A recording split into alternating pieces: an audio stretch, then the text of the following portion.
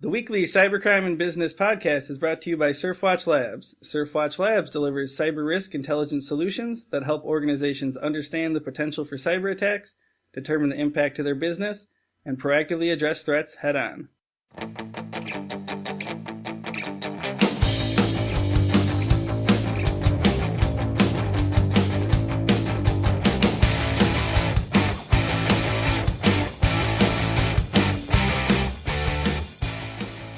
Hello, everyone, and welcome to this week's HackSurfer podcast. Today's date is December 5th, 2014. I want to take this opportunity to introduce our panelists. First, we have Mike Fell.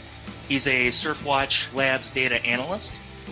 Our HackSurfer editor, Jeff Peters, is with us, and I'm Matt Lightfuss. I'm a writer for HackSurfer. We can kick it over to Jeff and Mike. Anything interesting this week that you guys want to talk about, starting off? Yeah, I guess this seemed like a pretty crazy week, really. There's just a lot of big stories in the news. Monday night I was watching Netflix at home and got kicked off. Xbox Live got taken down by Lizard Squad. There's all the craziness going on at Sony. There's been a few breaches in retail and other places. Just kind of a whole lot, really, that we could talk about. But I guess the most interesting story to me that really isn't getting much coverage is this Fin4 hacking group. They're targeting executives actually targeted more than 100 different companies, 2/3 of which were pharma. They're basically trying to steal inside information on mergers and acquisitions, kind of try to get basically insider information, so they can make money off the stock market. I thought it was a pretty interesting story, but it really hasn't been getting a lot of coverage just with all the other stuff that's going on. I actually jumped into Surfwatch Labs data this morning, and the group was the 29th most discussed cybercrime actor. So pretty far down the list, kind of surprised me. But we don't need to talk about that too much. The interview we have with Matt Porzio I did yesterday, that's going to be at the end of the podcast, so we'll kind of get into that. I guess I'll kick it over to Mike. Is there anything kind of interesting that stood out to you this week?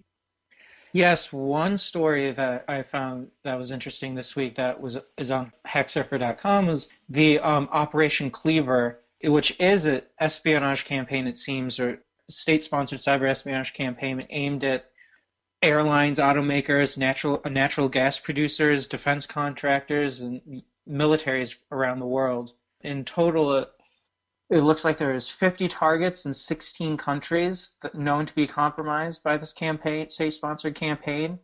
There's around 10 victims in the U.S., 4 in Israel, and 5 in Pakistan, with groups in the U.K., France, Germany, and numerous Middle Eastern countries also compromised by the attack. There's been a lot of speculation. The report that mentioned this specific operation fingered Iran as the primary backer of this espionage campaign, or this campaign. However, we haven't really been able to see any sort of evidence suggesting that it is Iran. So again, attribution, which we'll probably talk about a little later, other issues is a big issue with this. Yeah, and I thought that was an interesting story as well, just because with the media, there's just so much focus on consumer goods, and rightfully so, especially with the holiday season approaching. But it's kind of interesting to see, all this cybercrime going on in other sectors, with that Fin4 group, and then with all the industrial kind of critical infrastructure areas getting targeted. So I just thought that was kind of interesting that those stories are kind of seeming to go under the radar, even though they're quite important. So Matt, you got a chance to look at some of the data and see what everyone's talking about this week. Anything that sticks out to you? Well, number one, and it's kind of funny because I think everyone here at HackSurfer and Surfwatch Labs kind of been joking about this all week. Can we not see another story about Sony? But Sony Pictures Entertainment is by far the number one top trending target of the week. Everyone's talking about it. We talked about it a little bit last week in the podcast, so just to give a little background information, Sony Pictures was hacked by a cybercriminal group called Guardians of Peace. They were demanding all kinds of stuff, but what ended up happening was the group ended up leaking some films. They took down Sony's email, and they released sensitive information about a lot of employees and even some of the top executives, like, for instance, their salary and things like that. Probably one of the bigger stories with this, and I'm going to kick it to you guys after this because I think we've had conflicting stories and heard other things, but it's rumored that Sony believes that hackers in North Korea are behind this attack. Have you guys seen or heard anything else? Yeah, I was actually looking around this morning just before we started recording this. I saw one article that said, Sony's rumored, they're going to come out and name North Korea as the perpetrator. I also saw that a couple days ago. Then I clicked on a second story that said all these cybersecurity professionals are saying it's not North Korea, it's actually an inside job. So it seems like there's still a lot of conflicting, I guess, sort of evidence. I think a researcher from Norse, or the CTO of Norse, actually said that he believes it's really not North Korea, but the FBI, I guess, has found some evidence that the software had been compiled in Korea. So in terms of attribution, I guess I don't really know when that's going to be resolved. And ultimately, even though attribution is an important issue and it helps us understand motives of the threat actor who's conducting the attacks, from the point of view of Sony Entertainment, I mean, who really cares? They need to really look to the future or improve their systems, cybersecurity, and they have to mitigate the lost data. So even though attribution is an important issue, they have a lot of other issues that they really need to focus on rather than whodunit. Yeah, and all these stories seem to be focused on talking about whether it's North Korea or whether it's an inside job. But really the most important thing is this malware that they were targeted with, this wiper or destover malware. I've heard it called two different things. I guess it was earlier this week that the FBI issued a flash alert saying that they discovered this new malware that has the capability to overwrite a victim host master boot record and all data files, making it extremely difficult and costly, if not impossible, to recover the data. So it seems like this attack is more about destruction. And I saw another interesting quote from Richard Clark. He said he can't remember seeing an attack like this that's happened before in the U.S. He said you normally see hacks that steal information, but this one seems to be purely about destruction, and that's very rare. This morning I saw another post from F-Secure. They're talking about how the Sony attack is fast becoming the worst hack any company has ever publicly suffered. So, I mean, everyone's talking about Sony, and I think probably rightfully so, because this is a pretty devastating attack. The next topic I want to talk about is consumer goods in general. Taking a look at the top 10 trending targets this week that are being discussed, 7 of them are in the consumer goods sector, with stores like BB potentially, from what we're seeing according to Brian Krebs, that they were compromised. He's noticed that some recent credit cards that were used at this store are being sold by cyber criminals on some of the underground markets. Another reason, could be it's the holiday shopping season. Maybe that's why people are talking about a lot of consumer goods targets. It could be there's certainly a lot of speculation that we're just waiting for the next big breach. I actually wrote an article yesterday playing off of Jeff. You wrote an article back in October where you said that in October we were at 60 companies that were tied to POS malware. Well, according to the data from what I saw, from that time we've added 6 more. So we're actually up to 66, and we still have the entire month of December left to go. So consumer goods, yeah, and pretty well discussed this week. That's the number of companies that have sort of been publicly counted. But, if you look at like the Signature Systems breach, which was kind of what caused, the Jimmy John's breach that everyone was talking about, just with that breach alone, there was 108 other small restaurants and eateries that were compromised. So the number is probably much, much higher than the 66 that we're at now. But those are just the major companies that have been discussed in the news and talked about. And to add, it's not only retailers and restaurants that are getting compromised. This week, we learned that one of the largest parking garage operators in the country was compromised in a data breach. 17 facilities around the country, mainly in Chicago, Philadelphia, and New York, were compromised through a remote access tool that installed malware. It's unclear if criminals actually obtained the data, but they were able to gain access. So not only retailers and restaurants, but even parking garages are being compromised by these criminals. I don't know if you guys saw the 60 Minutes interview on Sunday, which had Brian Krebs and people from FireEye and other stuff in there. Usually when I see cybersecurity stuff on the news, it's generally kind of terrible, I think. They don't usually do a good job covering it. But I thought the 60 Minutes interview did it pretty well. And a couple of the quotes that really stood out to me was, near the end, they were, one person was talking about how you're trying to secure a house of straw. The payment cards themselves are fundamentally fraud prone.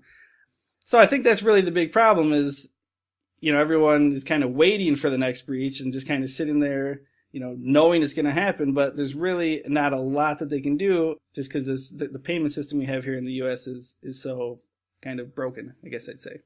And antiquated. Yeah, definitely. Yeah, so I think those are really the big stories of the week. Obviously everyone's talking about Sony, a lot of consumer goods stuff, which is probably going to continue through the holiday season. Moving on, do we have any good cyber tips this week, Matt? Yeah, our cyber tip this week comes from David Britton. Britton's the Vice President of Industry Solutions at 41st Parameter. And Britton says, what we typically find is really happening is most of the malware on market today, whether it's using man-in-the-browser tactics, whether it's using things like session hacking, whether it's using things like HTML injection, almost every case, they're still simply harvesting credentials. I think that's an interesting tip just because, we always see these stories, there's 80,000 new pieces of malware being created every day or every hour or every minute or, some crazy headline like that. And we're talking about these point of sale breaches and we're talking about like this Fin4 hacking. Pretty much what everyone's trying to do is get access to your email or your point of sale systems or things like that. So I think it can be easy to get confused about cybersecurity and kind of where you should start. But I think if you just kind of recognize that most of the time what they're after is your credentials so that they can get in and steal information, that's really what you got to secure the most, whether it's two-factor authentication or secure passwords or, things like that. All right. Well, thanks you guys for joining us. Coming up, we have an interview with Matt Porzio. He's the VP of Mergers and Acquisitions Strategy at Intralinks, and we discuss the Fin4 attacks and how that group is making money off stealing that insider information.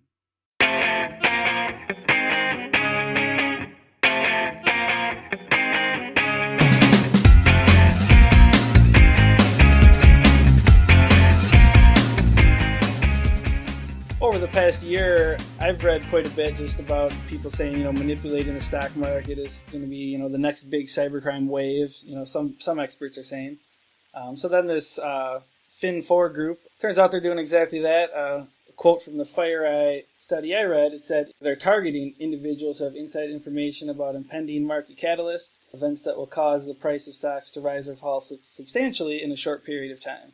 So for people like me who are pretty ignorant about the financial markets, could you maybe explain what it is that this hacking group is after? Yeah, so I think it's it's interesting that this report's come out recently. I mean, there's always been an element of insider trading in the market as a whole, and this quest for knowledge that others don't have to take advantage of in the marketplace. It's interesting. The term manipulation isn't what I'd exactly use here, although I do think that the internet and cybercrime does relate to stock market manipulation, but more where cyber criminals are posting kind of false statements or creating events that seem to be happening at a company to benefit their investments or their trades, right? So that's kind of more pure manipulation. What I'd categorize this Fin4 group doing is really more exploiting a flavor of insider trading. It's just a new way that they're procuring knowledge. They're essentially stealing it online and hacking into people's email versus, insider trading, which is normally, a person-to-person thing. Somebody gives their friend, some inside information about something that's happening at the company that could be a major event, either positive or negative. These guys are finding that out by essentially targeting or spear phishing, these senior executives who have the knowledge of what's happening with these public companies. The report highlights numerous ones in the pharmaceutical and biotech space in particular, where there are a lot of events that can really move stock prices either higher or lower. But that's really what's going on here. And those events, as you mentioned, can be mergers and acquisitions. Obviously, companies that are selling themselves look to get a premium from their current stock price, right, to create shareholder value.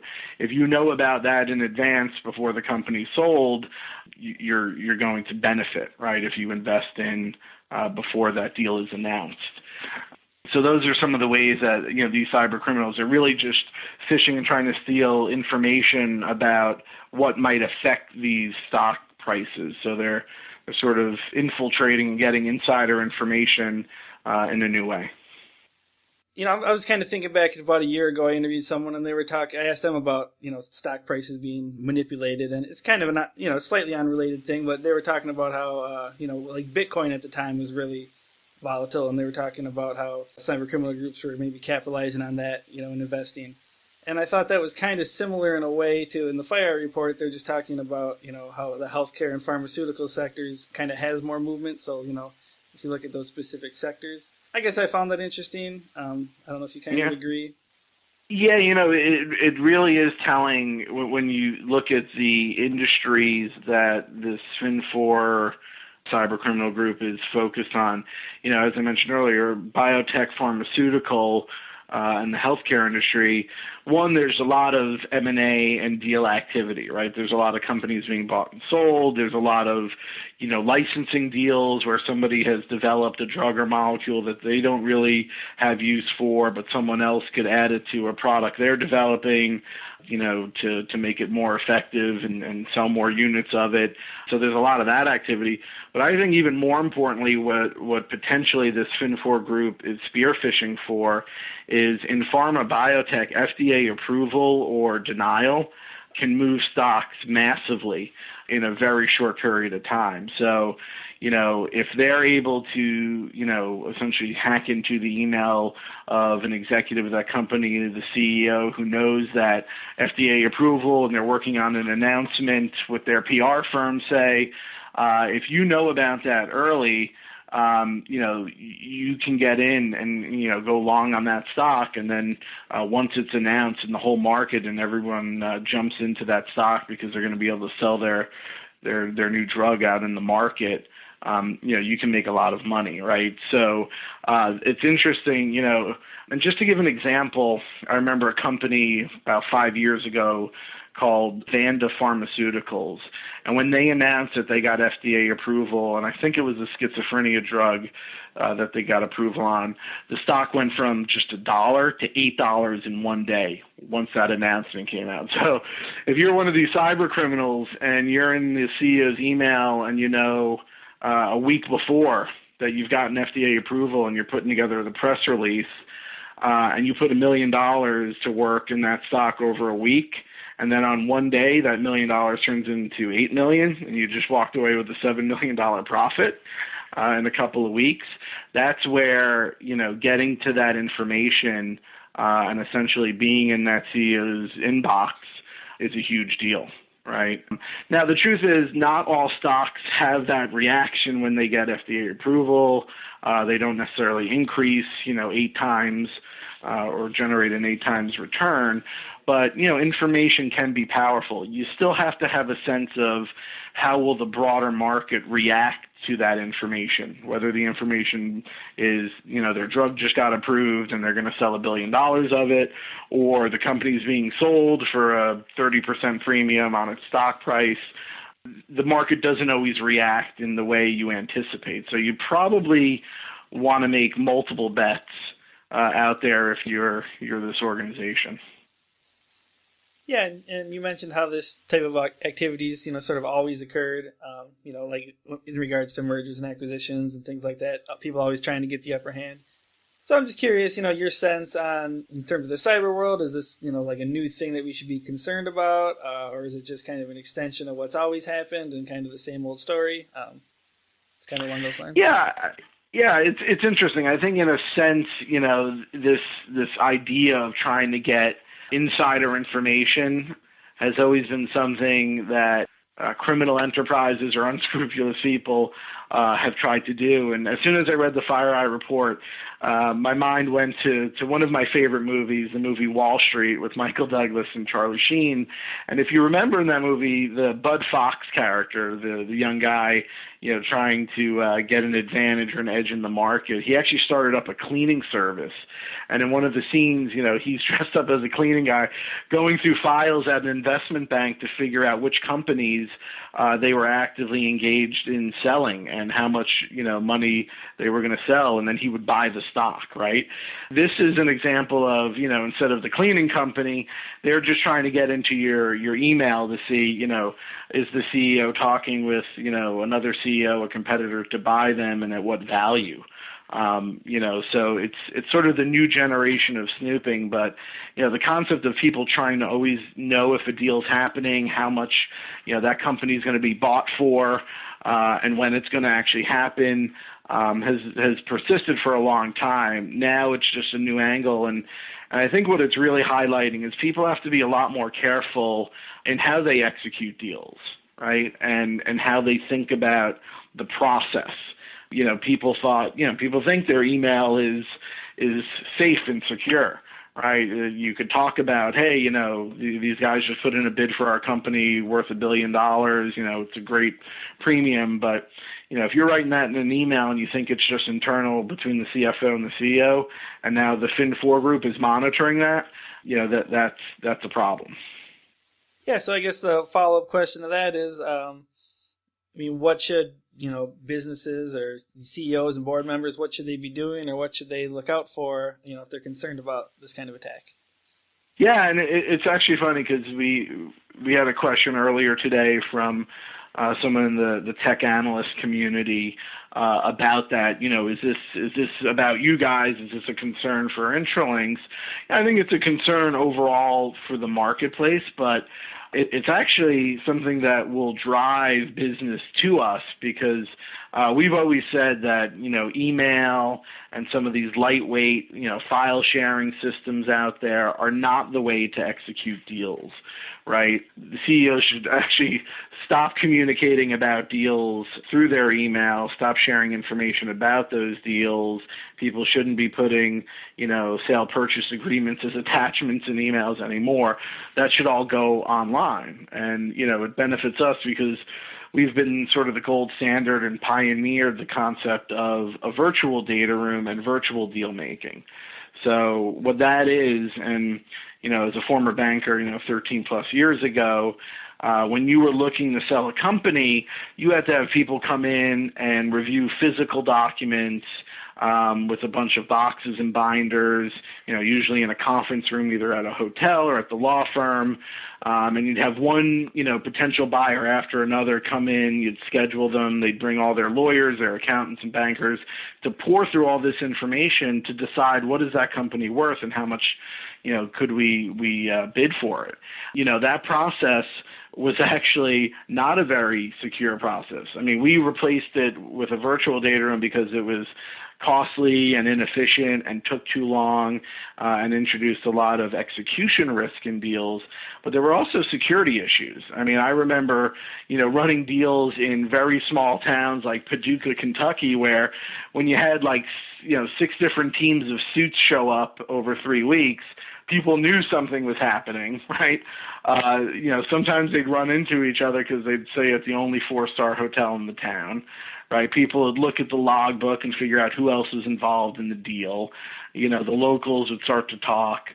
So actually bringing the process online and allowing everyone to do it from the security of their own offices, took away some of that risk, made it more efficient. And then, the thing I would say directly related to, this fear of people hacking in to know if a deal's happening or get information about what it's worth, our system and the trust we've built in the market is based on our security vigilance, right? So we have something called multi-factor authentication, which is persistent. So even if the CEO's, login would get compromised and all of a sudden someone's logging in from a different location, our system would require them to have another form of authentication that hacker wouldn't have, right?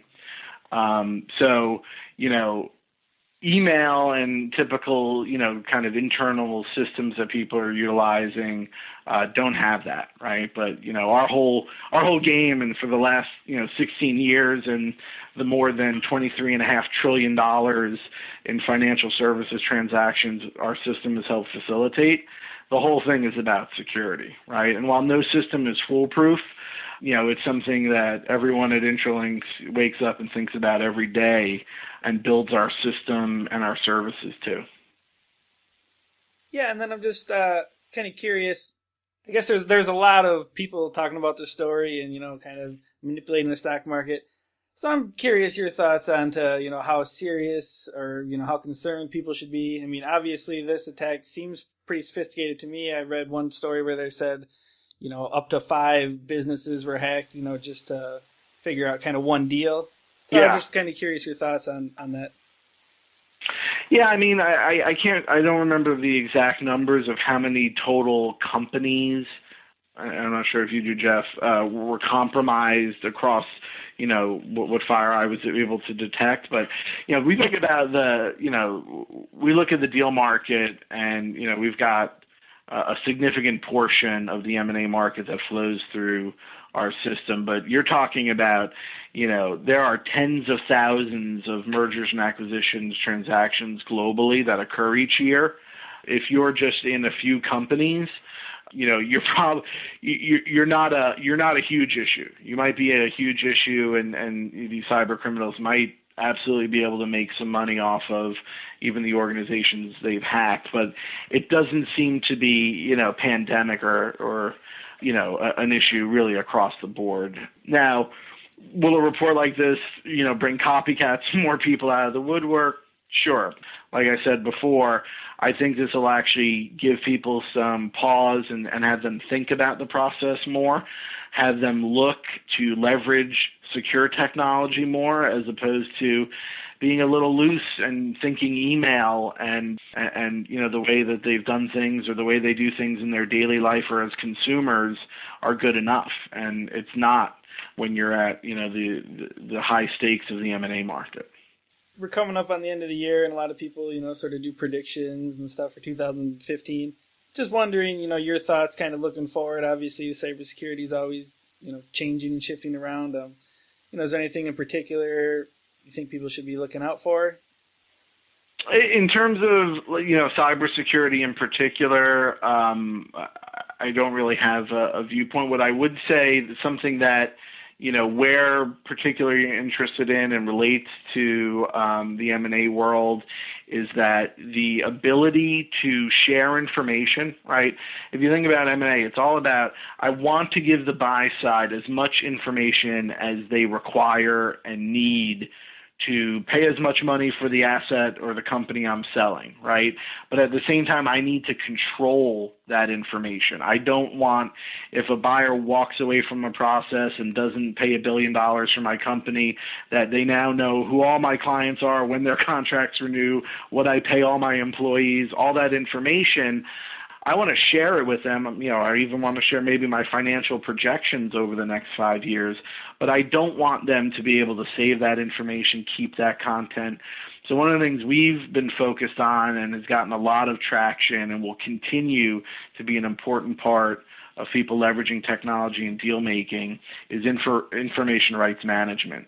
So the proprietary IRM that we've developed through actually an acquisition this year of a company called DocTracker, that is extremely important to give people the comfort of, I can share the information in its native format. I can give them the Excel financial model to make decisions about buying my company. But at any point in time, I can take back that content. I can prevent them from printing or saving it or forwarding it on. So I can share it in the process, but it doesn't have to be something that's out there that could hurt me long term. So, that's one of the key things. And just like you hear about, digital rights management in the music industry and that evolving, it's even more important when you're talking about, the lifeblood, the documents of a company that tell you, where they're headed and what they're doing. All right. Well, thanks for taking the time, Matt. Appreciate it. All right, Jeff. Take care. That's it for this week's Cybercrime and Business Podcast. And don't forget to subscribe to us on iTunes, YouTube, or wherever else you listen.